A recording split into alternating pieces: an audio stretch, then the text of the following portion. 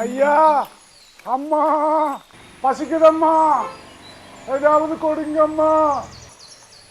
அம்மா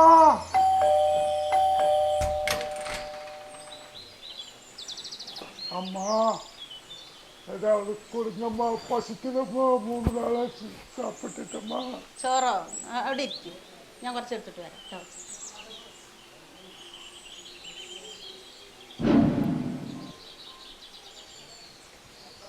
അമ്മാ നന്ദി അമ്മ. മോനെ ഇങ്ങോട്ട് കയറ്, ഇത്ര കളിച്ചാൽ മതി. ഇങ്ങോട്ട് വാ, അകത്തോട്ട് കയറി.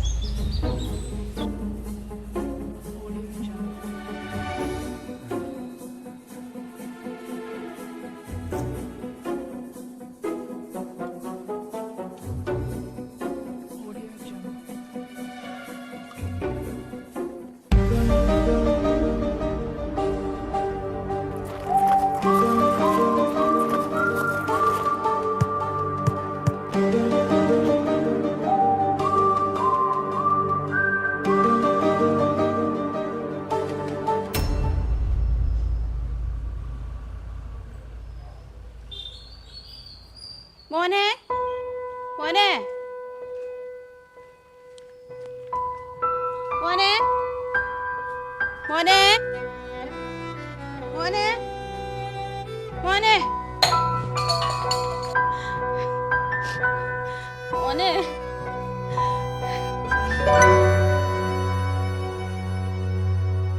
മോനെ. എന്താ ചെയ്യാ? മക്കളെന്റെ മോനെ കാണാല്ല. മോനെ കാണല്ലേ? കൊച്ചിനെ കാണാഞ്ഞല്ലോ. ഒന്ന് വന്നേ, ഒന്ന് വന്നേ.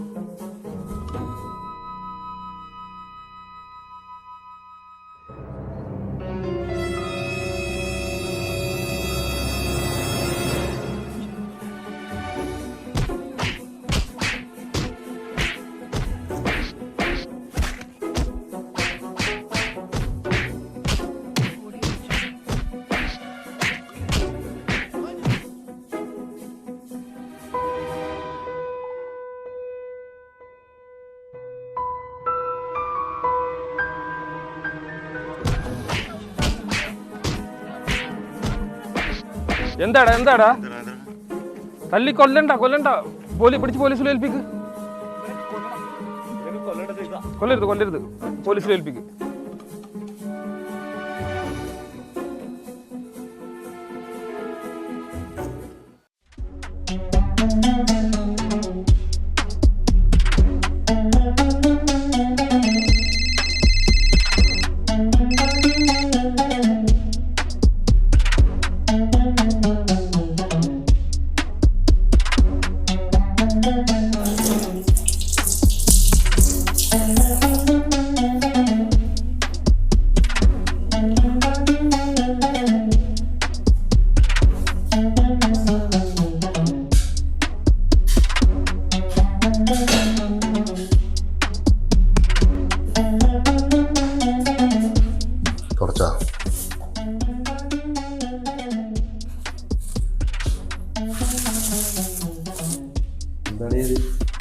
ഇതാണ് അവിടുത്തെ കുബൂസ്. പച്ചമുളക് എരിവും കാര്യങ്ങളൊക്കെ വേണ്ടടാ. ഹലോ, ഇനിയിപ്പോൾ എനിക്കത് പറ്റിയില്ലെങ്കിൽ ജാമ്, മയോണൈസ്, സോസ്, ഇതൊക്കെയാണ് നമ്മുടെ ഭക്ഷണങ്ങളിലൂടെ. ചോറ് ഒരു നേരം ഉണ്ടാക്കുന്നുള്ളൂ. തൽക്കാലം ഇത് അഡ്ജസ്റ്റ് ചെയ്യും. കറി നമുക്ക് ഇനി നാളെ ഉണ്ടാക്കാം, ഇന്നത്തെ കഴിഞ്ഞിട്ടില്ല. തൽക്കാലം അത് അഡ്ജസ്റ്റ് ചെയ്ത് കഴിക്കുക. എന്താ ചെയ്യുക, കൂട്ടിയിട്ട് അങ്ങനെ തന്നെ നമ്മളൊക്കെ കഴിക്കുക.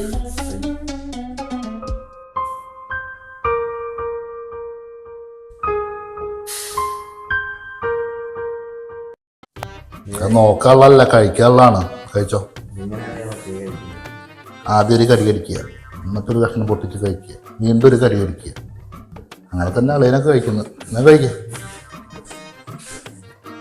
ഇതൊക്കെയാണ് അളിയ ഇവിടെ കഴിക്കുന്നത്. അളിയൻ ഇതുന്ന പോലെ കഴിക്കുന്നത്. എനിക്കുന്നത് ഇപ്പം എന്തായാലും വേണ്ട. ഇത് കഴിക്കാനാണെങ്കിൽ നാട്ടിൽ നിന്ന് ആദ്യം ഇവിടെ വന്നിട്ട് കുബൂസ് കഴിക്കാനാണ് ഞാൻ വന്നത്.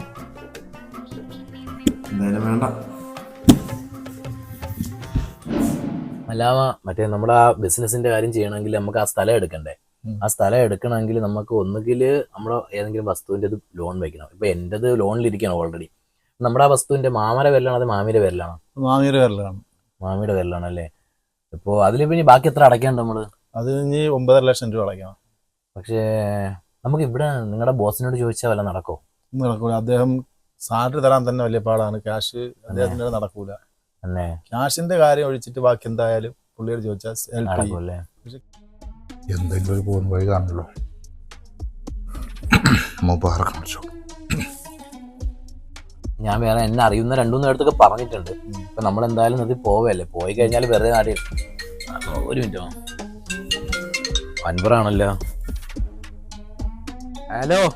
ഹലോ, അസ്സലാമു അലൈക്കും. വലൈക്കും അസ്സലാം വറഹ്മത്തുള്ളാ. എവിടെയാണ് മുത്തേ? ആ എടാ, അതെ എൻ്റെ അളിയൻ വന്നിട്ടുണ്ട് നാട്ടിൽ നിന്ന്. എത്തിയോ? ആ എവിടെ എത്തിയിട്ടുണ്ട്. ആ ഇതാ ഭക്ഷണം കഴിക്കണ്ട അവിടെ. ഇല്ലടാ മുത്തേ, ഞാനേ ഇവിടെ മാമാന്റെ റൂമിലാ. ഞാൻ നിന്നോട് ഇന്നാൾ പറഞ്ഞില്ലേ ഒരു പുരയുടെ എടുക്കണ ആരും പറഞ്ഞിരുന്നില്ലേ? മാവിടെ നിർത്തി പോവാണ്. അപ്പോഴവിടെ എന്തെങ്കിലും ചെറിയൊരു ബിസിനസ് ചെയ്യാൻ വേണ്ടിയിട്ട്. അതെ, അത് നടക്കട്ടെ. എടാ അതെ, എൻ്റെ റൂമിൽ നാളെ ഇവിടുത്തെ ഡ്രൈവർ വരും. അപ്പം എനിക്ക് നിൻ്റെ റൂമിൽ നോക്കുവനെ. ഒരു പ്രശ്നമില്ല, ഞാൻ അങ്ങോട്ട് വരാം. അത് മതി. Okay okay.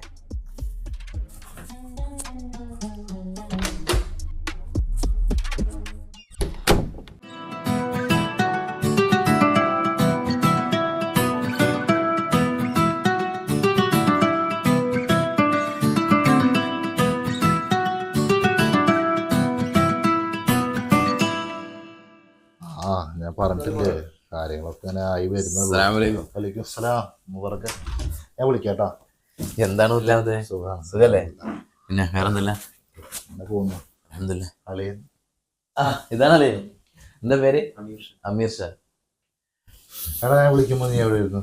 നീ വിളിച്ച സമയത്ത് ഞാൻ മാമനടുത്തിരിക്കുകയായിരുന്നു. എനിക്ക് കൂടുതലൊന്നും പറയാൻ പറ്റില്ല. വസ്തുവിന്റെ കാര്യം എന്തായി? അത് ലോൺ വെക്കാന്ന് ഞാൻ ആദ്യം വിചാരിച്ചത്, പക്ഷെ നടക്കുമെന്ന് തോന്നുന്നില്ല.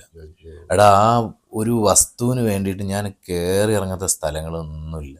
ബാങ്കിലാണ് ലോൺ ഇരിക്കുന്നത്, അതും മാമിയുടെ പേരിൽ. എനിക്കാണെങ്കിൽ അത് എടുക്കണമെന്നുണ്ട്, പക്ഷേ എൻ്റെ കടങ്ങളൊക്കെ തീർന്നു വരുന്നേ ഉള്ളൂ. ഈ അവസരത്തിൽ മാമാക്ക് ഇപ്പം നാട്ടിൽ പോവാറേ ആയി, നിർത്തി പോവുകയാണ്. വേറൊരു പ്രമാണമുണ്ട്, പക്ഷെ അത് വെക്കാനും പറ്റൂല. എന്താ സംഭവം എന്ന് വെച്ച് കഴിഞ്ഞാൽ അത് മാമീൻ്റെ പേരിലാണ്. ഇത് പ്രമാണം ബാങ്കിൽ ഇരിക്കുകയാണ് ഓൾറെഡി. അതിപ്പോ എന്തെങ്കിലും ചെയ്യണമെന്ന് വെച്ച് കഴിഞ്ഞാൽ വളരെ ബുദ്ധിമുട്ടാണ്. ഇപ്പൊ മാമ ഇപ്പൊ നിർത്തി പോവല്ലേ, എന്തെങ്കിലും ഒരു ബിസിനസ് ഇട്ട് അവിടെ നാട്ടിൽ സെറ്റിലാക്കാന്ന് വിചാരിച്ചത്. കുറെ നാൾ ഗൾഫിൽ നിന്നല്ലേ, ഒന്നും ഇല്ലളിയാ. ആ പ്രമാണം എന്ന് പറഞ്ഞു കഴിഞ്ഞാൽ ബാങ്കിൽ ഇരിക്കുകയാണ്. അപ്പൊ അതിന്റെ തിരക്കാണ്. പിന്നെ ഞാനിപ്പോ ഒന്ന് നൂന്ന് വരുന്നേ ഉള്ളൂ. ഒരുപാട് കടങ്ങളൊക്കെ ഉണ്ടായിരുന്നു, നീ എനക്കറിയാലോ. അതൊക്കെ ഒന്ന് കഴിഞ്ഞു വന്ന് ഒന്ന് സെറ്റ് ആയിട്ട് വേണം എന്തെങ്കിലുമൊക്കെ ചെയ്യാൻ. അതാണ് ഇപ്പൊ എന്റെ പ്ലാന്. നിന്റെ ജോലിയൊക്കെ എങ്ങനെയുണ്ട്?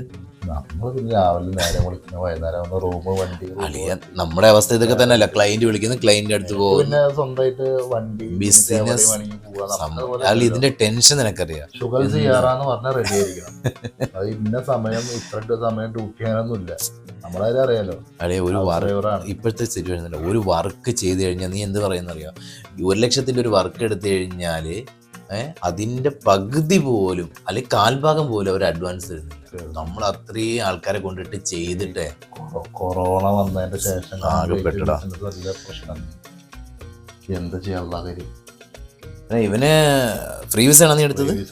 ഞാൻ എന്താ വെച്ചില്ലേ, ഇവൻ ഇപ്പൊ ഈ ബെഡ് ഫേസ് ഉള്ള കാരണം ഞാൻ ഇവനെ ധൈര്യമായിട്ട് കൊണ്ടുവന്നു. ഇന്നലെ പുള്ളി വിളിച്ചിട്ട് പറയുന്നു അയാൾ തിരിച്ചു വരുന്നു. അവൻ തിരിച്ചു വരുന്നുണ്ട്. അയാൾ ഇന്നലെ വിളിച്ചിട്ട് പറയുന്നു ഞാൻ വരുന്നു, വരില്ല എന്ന് പറഞ്ഞ പോയ പുള്ളിയാണ്. സാരമില്ല, അവനെ ഞാൻ കൊണ്ടുപോകാം. അല്ലെങ്കിൽ നീ വിഷമിക്കണം. എന്തെന്നറിയോ, നമുക്ക് 2-3 ക്ലയന്റ് ഉണ്ട്, നല്ല ആൾക്കാരാണ്. ഞാൻ സംസാരിച്ചു നോക്കാം. നിന്റെ സിവിലൊക്കെ ഉണ്ട്. ഏതൊരു പഠിച്ച? ഐ ടി കഴിഞ്ഞല്ലേ? അത് ശരി. എനിക്ക് ഒരു അർജന്റ് ഒരു മീറ്റിംഗ് കൂടെ ഉണ്ട്. അപ്പൊ നീ അവനൊന്ന് റെഡിയാക്കുകയാണെങ്കിൽ. അവ റെഡിയാണ്. നീ വരുന്നു പറഞ്ഞപ്പോ തന്നെ അല്ലേ? നോക്കണോട്ടോ അളിയ, എന്റെ അളിയനാണ് അവൻ. നീ ഒന്നുകൊണ്ട് ബേജാറാവണ്ട, മനസ്സിലായില്ലേ? മോഹന്റെ കാര്യം ശരിയാക്കടാ. മറ്റേ ഫുഡിന്റെ പൈസ ഞാൻ കൊടുത്തരാം. എടാ അതൊന്നും വേണ്ട. അങ്ങനെയല്ല. നീ എന്താണ് അങ്ങനെ പറയണത്? പിന്നെ അങ്ങനെയാണ് കണ്ടിരിക്കുന്നത് അല്ല, അങ്ങനെ അല്ലേ? അല്ല, നമ്മളെല്ലാരും പ്രവാസികളല്ലേ, നമുക്കറിയാലോ. അളിയ, ഇന്ന് ഞാൻ ഈ നിലയ്ക്ക് ആയിട്ടുണ്ടെങ്കിൽ അതിന്റെ പിന്നിൽ നീ ഉണ്ട്, മനസ്സിലായില്ലേ? ആ ഒരു സ്നേഹവും കടപ്പാടും എപ്പോഴും എനിക്ക് നിന്നോടുണ്ടാവും, മനസ്സിലായോ? ചേട്ടാ മോനെ നമുക്ക് പോടാ, അപ്പൊ ഞാൻ ഇറങ്ങട്ടെങ്കിൽ കേട്ടാ. നിൽക്കാൻ സമയമില്ലളിയാ എനിക്ക്. ഞാൻ അടുത്ത് ഇല്ല ഞാൻ എടുത്തോളാടാ. ഓ ശരി, പോയിട്ട് ഇറങ്ങട്ടെ. നോക്കണോട്ടോ. നീ ഒന്നുകൊണ്ടും ബേജാറാവണ്ട, ഞാൻ ഏറ്റ്. ഓക്കെ, അവിടെ ബാ. വേറെ കുറെ ആൾക്കാരൊക്കെ ഉണ്ടോ? കണ്ടു.